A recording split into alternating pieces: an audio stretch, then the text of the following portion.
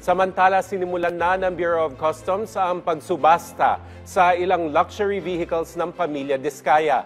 3 pa lamang sa 7 sasakyan ng nabenta, kaya plano ng ahensyang bawasan ng floor price ng mga ito. Ang detalye sa report ni Bernard Ferrer.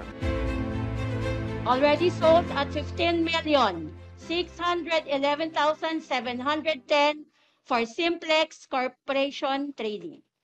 Unang naibenta ng Bureau of Customs sa kanilang public auction ang Mercedes-Benz G63 AMG na may floor price na mahigit 14.1 million pesos. Naibenta ito sa halagang 15.6 million pesos. Sumunod naman ang Mercedes-Benz G500 Bravos na may floor price na 7.8 million pesos at nabili ng 15.5 million pesos. Nabili rin ang Lincoln Navigator L sa halagang 7.1 million pesos mula sa floor price na mahigit 7 million pesos. Umabot sa 38.2 million pesos ang kabuang revenue collection ng BOC na mapupunta sa forfeiture fund. Hindi naman naibenta ang 4 pang luxury vehicles kabilang ang Rolls-Royce. Regarding the Rolls-Royce, again, it's bidder's preference. No?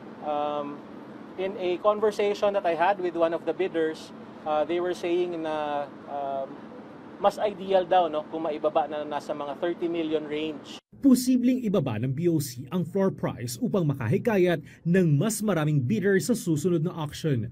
For this auction kasi, we used a 10% depreciation factor. No? We can now consider perhaps maximizing to 16% as depreciation.